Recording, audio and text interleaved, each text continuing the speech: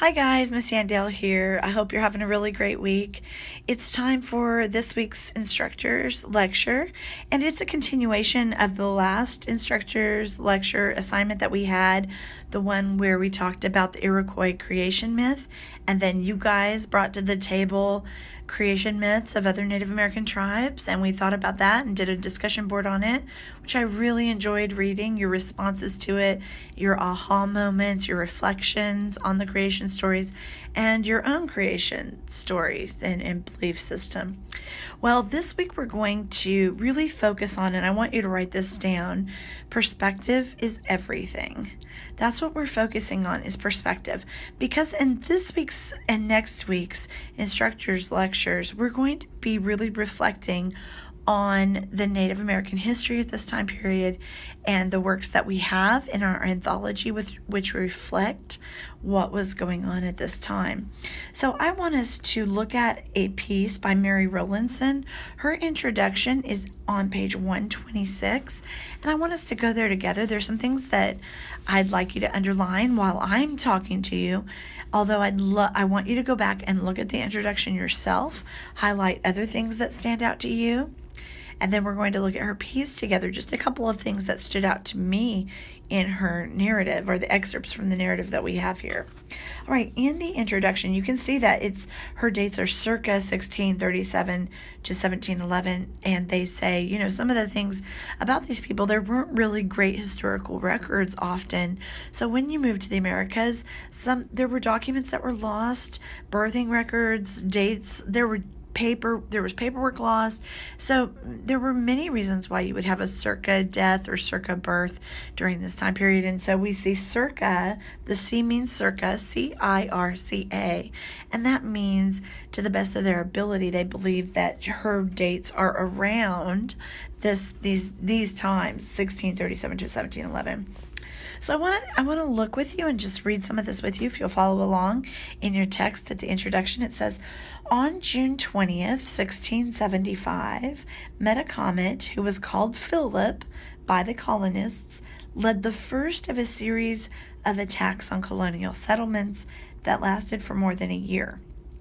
Before they were over, more than 1,200 houses had been burned, about 600 English colonials were dead, and 3,000 American Indians killed. These attacks have become known as King Philip's War. It was the direct result. Okay, so here's where I'm going to just start.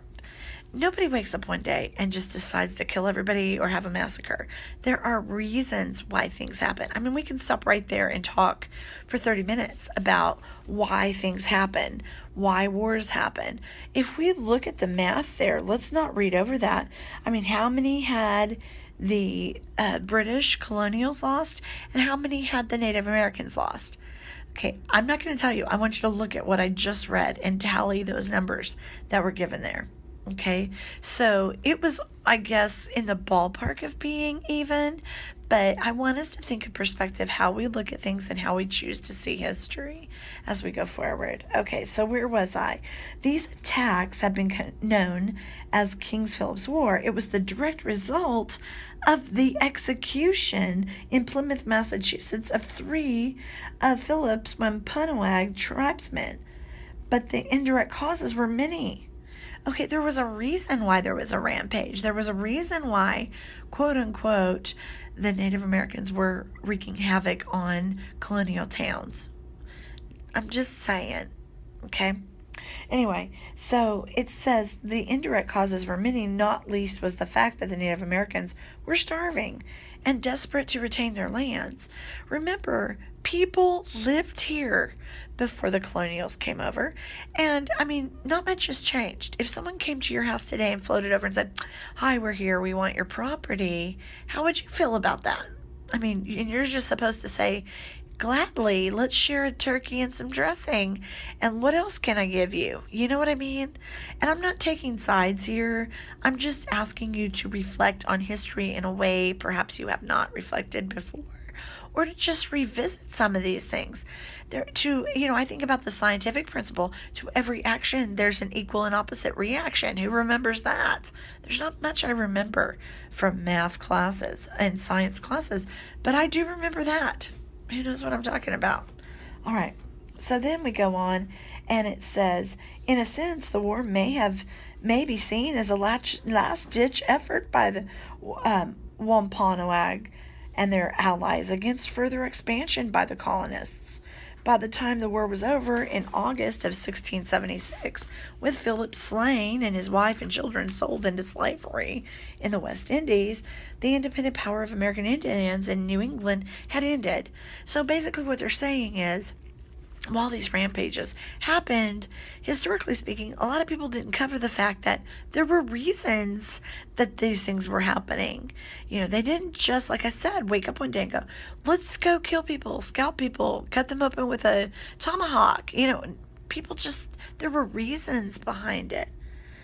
Probably the most famous victim of these attacks, this is on page 127 at the top, is the author of A Narrative of the Captivity and Restoration of Mrs. Mary Rowlandson. This is a first-person account. Now, she wrote this clearly after she had been captured and after she had been redeemed and brought back, and she decided to write her reflections on her experiences. So, she's writing based on memory, which I'm sure, good Lord, if that happens to you, you probably remember everything quite vividly. But anyway, the wife of the minister of the town of Lancaster. So the author that we're going to be talking about today and looking at her work, just a few lines in it has to do with, she was a minister's wife. And I'm always interested when I read this to wonder, where was he? Apparently he was off on business, but where was everybody? And why was she left at home knowing that these things were going on in this area? Does anybody else ask stuff like that? Anyway. So she spent 11 weeks in captivity with this tribe.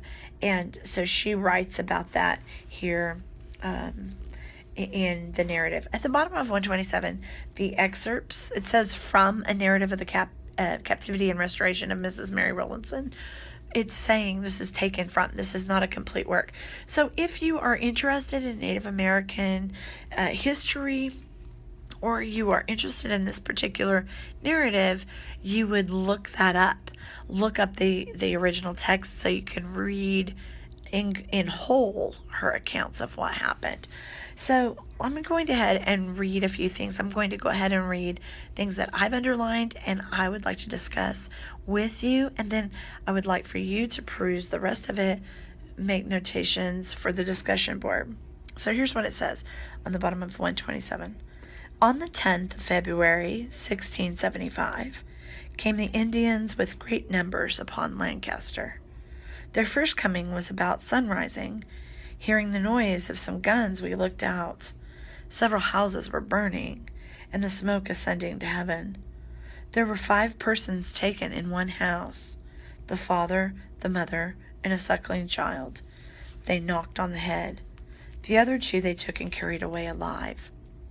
There were 2 others, who being out of their garrison upon some occasion were set upon. One was knocked on the head, the other escaped. Another there was who, running along, was shot and wounded and fell down. He begged of them his life, promising them money, as they told me. But they would not hearken to him, but knocked him in the head, and stripped him naked, and split open his bowels. Another, seeing many of the Indians about his barn, ventured and went out, but was quickly shot down. There were 3 others belonging to the same garrison who were killed. The Indians, getting up upon the roof of the barn, had advantage to shoot down upon them over their fortification. Thus these murderous wretches went on, burning and destroying before them. One thing I want you to notice, when you use words like murderous wretches or other words that she's going to use, here's what I'm going to ask you to do. It really lets you see her perspective and the lens, so to speak, through which she sees the world. It is very clear how she perceives Native Americans. I find this interesting as someone who believes, that just by our normal lens, it's very interesting to me that a minister's wife would hate people. Does anybody know what I'm talking about? Now, if your kids are killed, and this happens to you, and you've been through hell and high water. I mean, I understand feeling that way about the people who did that to you, but I also wonder, where she balances love and redemption and grace and all of those other things. So I want you to think about, again, perspective. How does she see the world? Through what lens in history is she looking? What do you find odd about the way that she writes? To me, it's very interesting that she is a representative of the gospel of Christ, but she clearly does not see these people as being people who can be redeemed. Does anybody know what I'm talking about right now? Maybe that's not something that interests you, but for me it really stands out here, her perspective. Okay, so going along, that second paragraph there on 128 says, "At length they came and beset our own house, and quickly it was the dolefulest day that ever mine eyes saw." Well, I'm always when I read, I always think about, how does this apply to me? How does this apply to my life? And one of the things I think here in this little phrase, they came and beset our own house, and quickly it was the dolefulest day that ever mine eyes saw. It's interesting to me how you can be living your life and not really aware of any kind of bad stuff. You may be just yeah, you're going along, and then something out of the blue hits and devastates your family, devastates your existence, and life as you know it changes forever.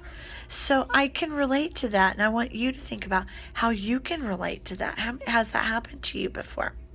One thing I'm going to say critically, because it's hard for me to read this and not be a little judgmental. Does anybody know what I'm talking about?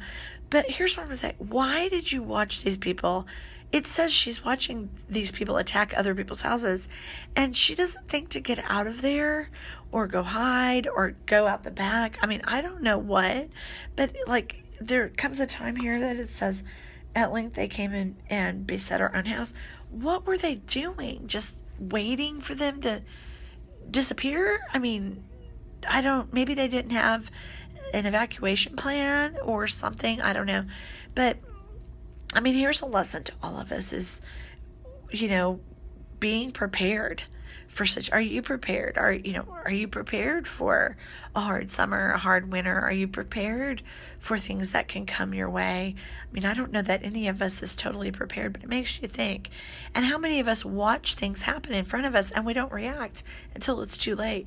She waited until it's too late. I didn't tell you that, but anyway, when she tries to get everybody together to leave, and I don't know if she was in shock or what, but it's too late, and they're in her house. So let's go on from there.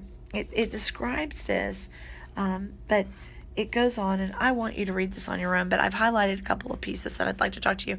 I don't want this to go on for 45 minutes, so I'm trying to cut this down. All right, on page 129, right about here, let me see if I can get that right about there on the page.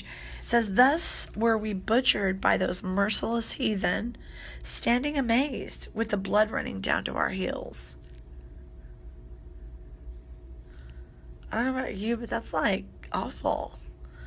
The picture that she paints is a graphic one. I mean, it's horrific. It's awful what's going on. And, I don't know about you guys, but to me, even in warfare today, there's always something I think within us that is bothered when innocent people are part of war. Or are they innocent? You know what I mean? But women and children, I mean, really? Maybe I'm old school, but I don't like that. I don't care who you are, where you are on this planet. There's still something inside of some of us that's bothered by this, Anyway, okay, go to the bottom of that page, because she says something that I think is really interesting on page 129 at the bottom, right about here. See that whole yellow part? She said, "When we are in prosperity, oh, the little that we think of such dreadful sights, and to see our dear friends and relations lie bleeding out their heart blood upon the ground. There was one who was chopped into the head with a hatchet, stripped naked, and yet was crawling up and down. It is a solemn sight to see so many Christians lying in their blood, some here and some there, like a company of sheep torn by wolves, all of them stripped naked by a company of hellhounds, roaring, singing, ranting and insulting as if they would have torn our very hearts out. And here she says, now this is an afterthought, I guarantee, but here we go. Yet the Lord, by his almighty power, preserved a number of us from death, for there were 24 of us taken alive,